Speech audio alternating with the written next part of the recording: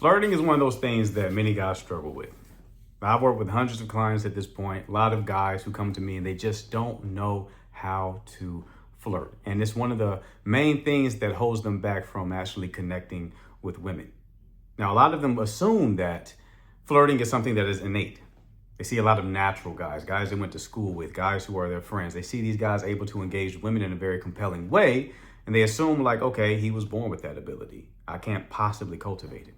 What if I told you it is a learnable skill, something that you actually can make continuous improvement on, where you eventually cross a threshold to where you are immensely attractive to the opposite sex? And if that was the case, how do I know that? Well, I know it because I was in a similar situation. When I was young, I was completely neurotic around women. Didn't know what to do, was painfully shy. Didn't want to talk to anyone. Even if I did talk to women, it didn't go well. It went very poorly, shall I say. And as I reflected on my past and started to kind of tease out why I was so bad at this, there was one conclusion that I stumbled upon, and that was I was a pretty intelligent guy. And I find that this is a problem that a lot of intelligent men have. A lot of intelligent men have a real hard time of entering into that playful state and flirting with women. And it's because they are trying to observe reality objectively. But when it comes to flirtation, you have to take a different approach. You have to have a different frame and different orientation to reality. Because what held me back from connecting to women in this playful manner was being super logical, being super literal, not knowing how to read between the lines, not knowing how to set a playful frame, not even knowing how to enter a playful frame, just because I had so much discomfort with that interplay of masculine and feminine energy.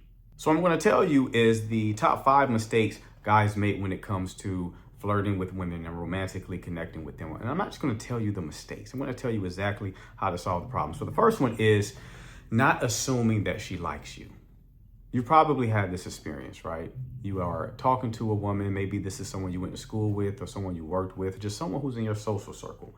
And you know she has a crush on you. You know she likes you. When you have that clarity that a woman is romantically interested in you, it kind of eases the tension a bit, right? It kind of lowers your anxiety, and you're able to be a bit more playful. You're able to engage her in an attractive way. Why? Because you know she already likes you. It's not an unknown variable. Knowing that she likes you allows you to free up some mental bandwidth because you're no longer thinking or considering or asking yourself the question, does she like you? Now that you have certainty on that fact, you can just express yourself. Now, what if you can tap into that same energy with a woman who hasn't expressed that she liked you yet?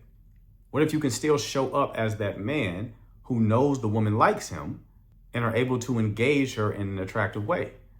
The answer is you can. You can by simply assuming the woman does like you. Now, some people push back on this point because it's like, how can I assume the woman likes me? Trust me, assuming the woman likes you increases the odds of her liking you. Because when you assume she likes you, you're going to engage her in a way that implies that fact and thus facilitate more attraction. When you're engaging her in a way as if she already likes you, it subcommunicates confidence. It allows you to enter into a more playful state. It gives off more spark in the connection. Remember, the 2 sides of attraction, spark and safety. Engaging with her in a more attractive way will increase the likelihood that she actually becomes attracted to you. Because remember, women aren't just assessing you from a look perspective. They're definitely doing that too, right? Looks do matter, but they're also assessing behavior. What does your behavior imply about you? And they respond to what you give them. So if you're giving them behavior that comes from a place of you assuming that they're attracted to you, you give them a different stimuli to respond to. Therefore, they will respond in a different way. Now, this is not always the case. I'm not telling you to go out there and holler at Sydney Sweeney, and if you assume that she's attracted to you, that she will magically become attracted to you. I'm just saying that if it is possible for her to be attracted to you and you engage her in this way, you maximize your odds of achieving that ultimate aim. Now, the second mistake is one that I've already listed, and that is being too logical. Logic and flirtation do not mix. They do not mix. They are water and oil. They do not mix. You cannot be super logical when you are engaging a woman that you are trying to flirt with. Why? Because Flirting is about free association. It's more a vibe than it is what is literally coming out of your mouth. It's more about your energy, which is another mistake that we'll get into later on down the list. So you don't want to be super logical. Why do you not want to be super logical? Because being super logical puts your energy in your head. Attraction is a felt experience, right? It's a somatic experience. So you must put the woman in her body. The goal of flirtation is not to say the wittiest thing or try to find the right combination of words that's going to elicit a certain response from the woman. It is more a matter of you giving her a felt experience. And being logical is the opposite of a felt experience. This is why you will see guys go up to women and say completely nonsensical things and still generate a positive reaction, because it's not about the logic of it. This is the one thing in this list that you're going to have to really internalize, because you need to internalize it for everything else to make sense. If you're going to go up to a woman in a very robotic way, Mr. Roboto in this bitch, if you're going to go up to a woman in a very logical way, you're not going to really get what you're looking for, unless you're talking to a woman who already has that predisposition to want logic. And I don't really think many of those women exist, right? Even though, quote unquote, sapiosexuals out there, they still want to have that felt experience. So you got to, again, get the woman in her body. Being super logical not only is going to make you misread the signals that she's sending back to you, but it's also going to make your energy feel kind of stunted. Now, the third mistake is the most important one on the list, other than the fifth one, but it's the most important one on the list. And the mistake that a lot of guys make is they do not practice. A lot of you guys are not talking to women. A lot of you guys are not talking to women. To be honest with you, just to be honest, and I'm a dating and relationship coach. You know, what I'm about to tell you is going to be bad for business. All right. It's what a lot of these other coaches ain't telling you. Okay. If you just talk to more women, the shit got to work out eventually. Really. If you're looking for a girlfriend, you're looking for someone to be with, you're looking for someone to sleep with. If you just talk to more women, you're going to find someone eventually. I remember Alex Ramosi, business guy, right? He talks about how if you have an offer, your most important job when you have an offer is marketing. Even if you have a bad offer, if you talk to enough people trying to sell it, somebody will buy it eventually. Now, you may have to talk to a lot of motherfuckers, right? You may have to talk to a lot of women if you're super chopped, you don't have any social skills. But if you simply just increase the volume of women that you talk to, you will solve this problem. Now, with that being said, an issue that a lot of clients are brought to me is like, there's just not a lot of women who they're like physically attracted to. Now, normally when they say that, that is absolutely them trying to justify not being courageous. But let's assume that's the case. My answer, so fucking what? Why do you have to only talk to women that you're attracted to? Look at all the women out there. Talk to women. Flirt. Hell, flirt with men. Pause. But you can flirt. Flirting is just social skills. That's all it is. Flirting is just a social muscle that you are exercising. So the same way that I talk to women, I will engage men in the same way, from like a playful place. When you're shooting the shit with your boys, that's kind of flirting, right?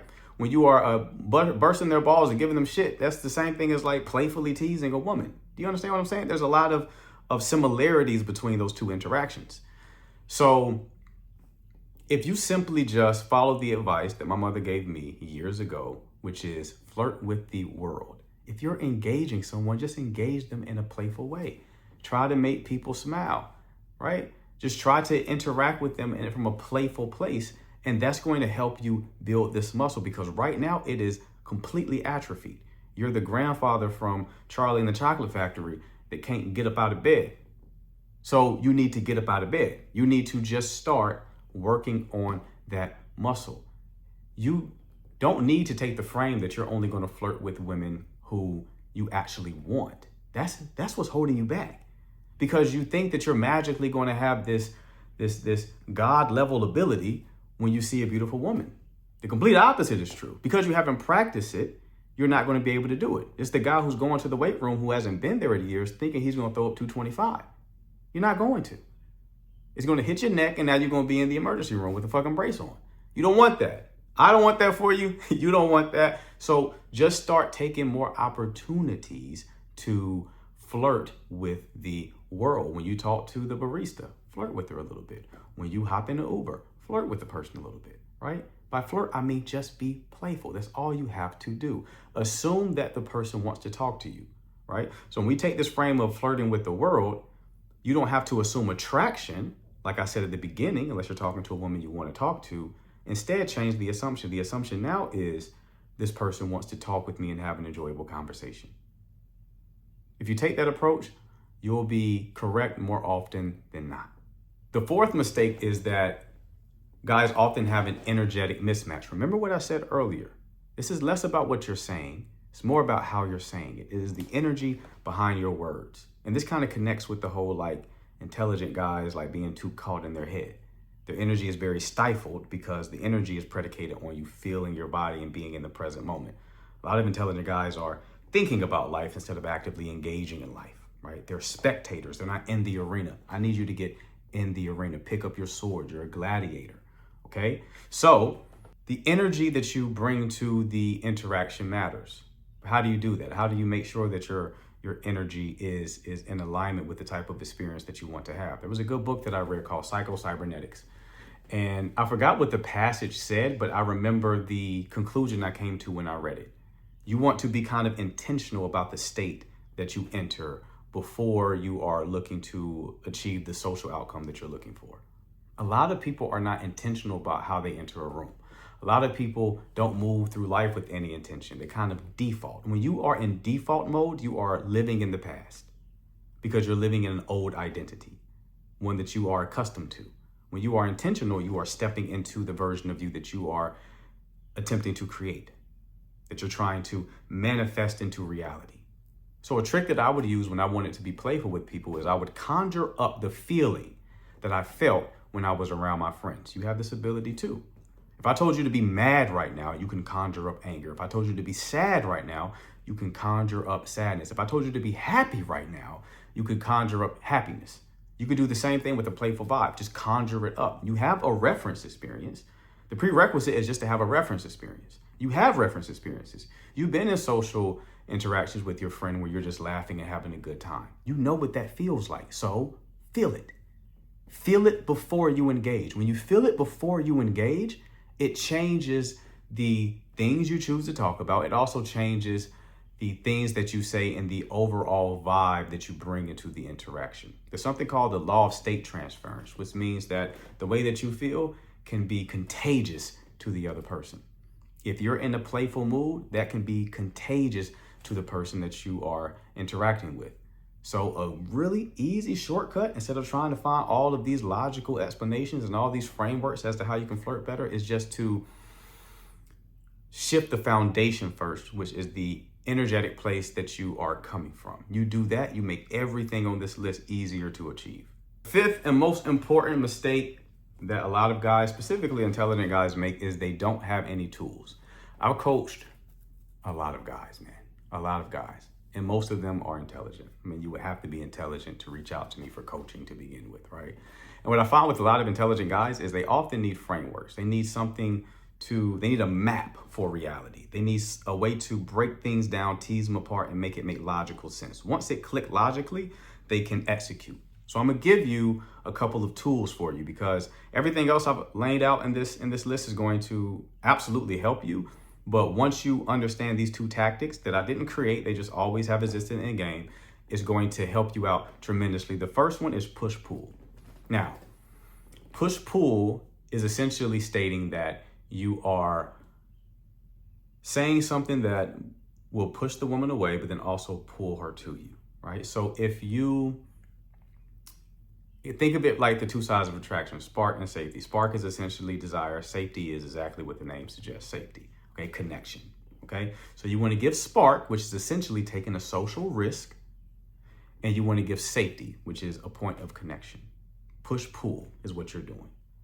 When you are pushing, you are breaking rapport at times. So when we talk about playfully teasing, capturing the vibe of little boys and little girls in the playground, you want to tease, right? If you see little boys interacting with little girls, they're like saying they got the cooties and all these other things, you know, that is playfully teasing. That is going to effectively push the woman away. But then you may also have points of connection where you're showing genuine interest in her. You're giving her a compliment. That's going to facilitate a connection, and weaving between both of these points is going to help you create a more playful, flirtatious vibe. It's going to facilitate attraction if attraction is possible in this scenario. And to go beyond that, you can a lot of time achieve push-pull simultaneously. It's not like you have to isolate one or the other. You can say a sentence that gives both. I'll give you an example. Let's say you're on a date and you're talking to a woman and you say like, I would tell you that you are the most beautiful woman in the room. There's only one problem. You got a huge booger in your nose right now, love, and that's just disqualifying you, right? You say something like that, you're achieving push-pull. You're giving a compliment, which is pull, and then you're playfully saying she got a booger in her nose, push. This is really not difficult. Once that unlocks for you, it's going to be very easy for you to start to have a bit more fun in your social interactions. Caveat, don't take this too far. I had an example with a guy who's in my Telegram group. Guys who get my course get lifetime access to my Telegram group where they can ask me questions. And one of the guys sent the question where he was in a situation where a woman didn't want to FaceTime him like they agreed because she said she looks like a troll right now. And he asked her to send him a picture. And she sent him the picture and he was like, my God, you do look like a troll. You look horrible. And she took offense. Bad way to do it. You want this to be like a light tap. He was trying to Mike Tyson this chick, right? Like that's a different situation. So if you are in a situation where she is like self-deprecating, don't exceed the level that she's at. Don't say something that's worse than what she said. Just say something that's in the same ballpark. I had another guy in my Telegram group who's also a coach who responded to this guy, giving him an example of how he would play it. He would have said something like, yeah, you do kind of look like a troll, but I would say a cute one though. Like you're the cutest troll in the whole land of trolls, right? So that is given the push-pull dynamic like I explained previously. Now, the second thing I'm going to tell you is, and this is my favorite, is misinterpretation. So when you are flirting, a powerful tactic that you can deploy is misinterpreting what's going on, misinterpreting events, misinterpreting what the woman is saying to you. So when you misinterpret, the foundation of misinterpreting is you are assuming she's attracted to you. So whatever you misinterpret, it is framing things in a way where you benefit. I'll give you an example. I had a woman tell me that she shared my dating profile with her friends and her friends didn't like my dating profile. To which I responded to that, something to the effect of saying, oh, you're already talking about me with your friends? I guess that's good news, right? I'm framing it like it's a good thing for me. So misinterpreting aligns with this whole idea of assuming attraction. It subcommunicates confidence, which is extremely attractive to women. So you want to start practicing these things, guys. You want to start practicing the push-pull method and misinterpreting and then everything else we have on this list. If you do this, and you don't have to do it perfectly, just knowing about this and attempting it puts you leagues above most of the guys out there who are just playing video games all day in their bedroom. The bar is incredibly low. If you just apply 10% of what I said in this video, you are going to transform your dating life. But if you want to transform it even further, if you want to not just outdo the very little competition you have there, but more importantly, be in the upper echelons of men when it comes to dating and romantic success, I have a course called The Retainment Blueprint. The Retainment Blueprint covers everything from the initial conversation all the way to managing a happy, healthy relationship. Every question you can have asked about dating and relationships is in the course. Because if you dealt with women, you know that every problem you solve, another problem takes its place. You have dating problems, right? Well, you have attraction problems first. Then when you get the attraction problem solved, now you got dating problems. Once you get the dating problem solved, now you have relationship problems. A new problem is always going to come. And a lot of y'all are solving the most immediate problem without anticipating the next problem that's going to take its place. That's what this course is for. And just to sweeten the deal, I also give lifetime Telegram access just in case you ever encounter something that isn't covered in the course, which is very rare. You have direct access to me to answer your questions. So I'm gonna put a link in the description below for the Retainment Blueprint. Get that if you wanna take things to the next level, and I'll see y'all in the next video.